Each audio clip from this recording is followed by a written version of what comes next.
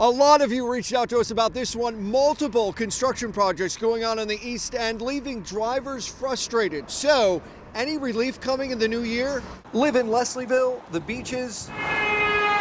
Pack your patience, drivers say. Yeah, it's brutal. That's for the morning commute heading west to downtown and the evening when thousands of drivers head back home. I work half remote, half from an office, and so I don't look forward to the days where I have to go into the office.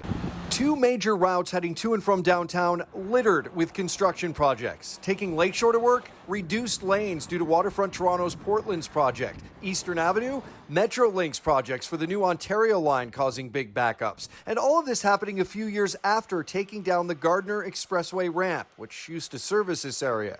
Doesn't seem very well planned out. Why don't you do one, finish it, and do the next one? Look at all those projects, Ontario line, waterfront development, and you're kind of in a pickle. And Councillor Paula Fletcher has been hearing from her constituents about it. What do you say to constituents when they're like, Paula, help us out here?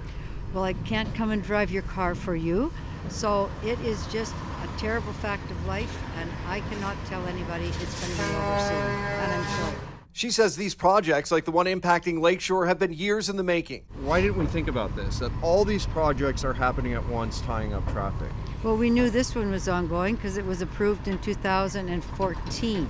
But Fletcher argues the Ontario line project wasn't well thought out. It's just a litany of problems that's attached to having an above-ground line rather than putting it underground like everywhere else. If it had gone underground, I don't think we would have had all the traffic problems that we're having now. As for relief, well, the Ontario line's just underway.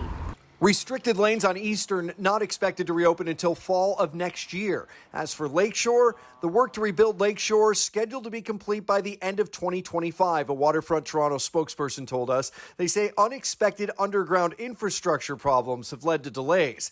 Quote, the project team has been working extended hours, including weekends, to minimize the impact of this additional work. It is really tough for drivers, and I'd say take transit, but we don't have it here, this part of town. So that's why it's going to be like this for a while longer, and I'm sorry about that. As always, if you have an issue, story, or question you'd like us to look into, reach out by visiting the Speaker's Corner tab on the City News website. Pat Taney, City News.